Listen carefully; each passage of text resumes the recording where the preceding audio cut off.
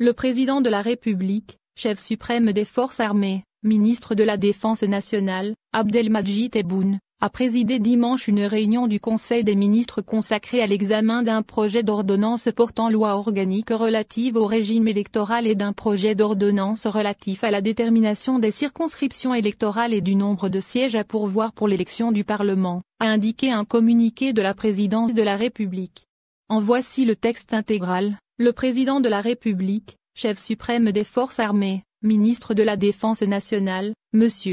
Abdelmadjid Tebboune, a présidé, ce jour 7 mars 2021, une réunion du Conseil des ministres consacrée à l'examen d'un projet d'ordonnance portant loi organique relative au régime électoral et d'un projet d'ordonnance modifiant et complétant l'ordonnance 12-1 du 13 février 2012 déterminant les circonscriptions électorales et le nombre de sièges à pourvoir pour l'élection du Parlement. À l'entame de la réunion, le président de la République a observé, avec les membres du gouvernement, une minute de silence à la mémoire des victimes des inondations survenues la nuit dernière dans la wilaya de Cholet, exprimant ses sincères condoléances aux familles des victimes en les assurant de sa totale sympathie. Le chef de l'État a chargé une délégation ministérielle, composée des ministres de l'Intérieur, des collectivités locales et de l'aménagement du territoire, des ressources en eau, du commerce et de la solidarité nationale, de la famille et de la condition de la femme, de se déplacer à l'issue de la réunion sur les lieux pour constater les dégâts et s'enquérir de la situation, soutenir les familles des victimes et prendre toutes les mesures nécessaires pour atténuer l'impact de ces inondations. Après examen et approbation du projet d'ordonnance, présenté par le ministre de la Justice, garde des Sceaux, le président de la République a apporté les précisions suivantes et donné les orientations ci-après: bannissement dans toutes les étapes du processus électoral de l'argent, sous toutes ses formes,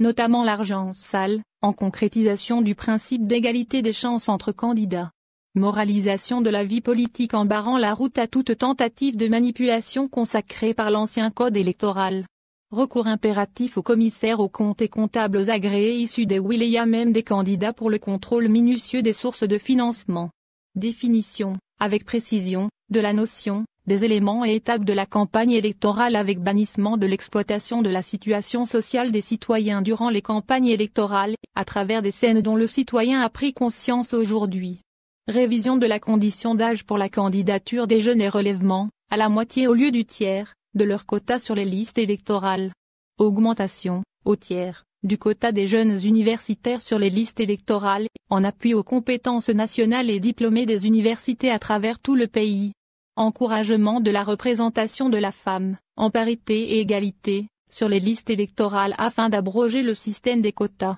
Prise en compte du nouveau découpage administratif dans la répartition des sièges électoraux au niveau local et national ainsi que la condition des signatures en faveur des candidats indépendants et des partis politiques. S'agissant du projet d'ordonnance modifiant et complétant l'ordonnance 12-01 déterminant les circonscriptions électorales et le nombre de sièges à pourvoir pour l'élection du Parlement, le ministre de l'Intérieur, des collectivités locales et de l'aménagement du territoire a demandé son enrichissement avant son endossement, et ce, dans la limite de délais légaux relatifs à la convocation du corps électoral. Avant la clôture des travaux du Conseil, le président de la République a donné au gouvernement les instructions suivantes: activation immédiate du fonds de financement des start-up. Finalisation, dans les plus brefs délais, de tous les aspects juridiques et organisationnels relatifs à l'organisation et le fonctionnement de Jamaa et El Jazair en prévision de l'entrée en service effective de cet édifice important à dimension religieuse internationale et lui permettre de s'acquitter de ses missions religieuses et spirituelles. Poursuite de la coordination interministérielle en vue de la préparation de l'école pilote intelligente devant être généralisée. Le chef de l'État a mis en avant, à ce propos, la nécessité de recourir aux compétences nationales et start-up nationales en vue de doter nos écoles des moyens technologiques indispensables, localement produits,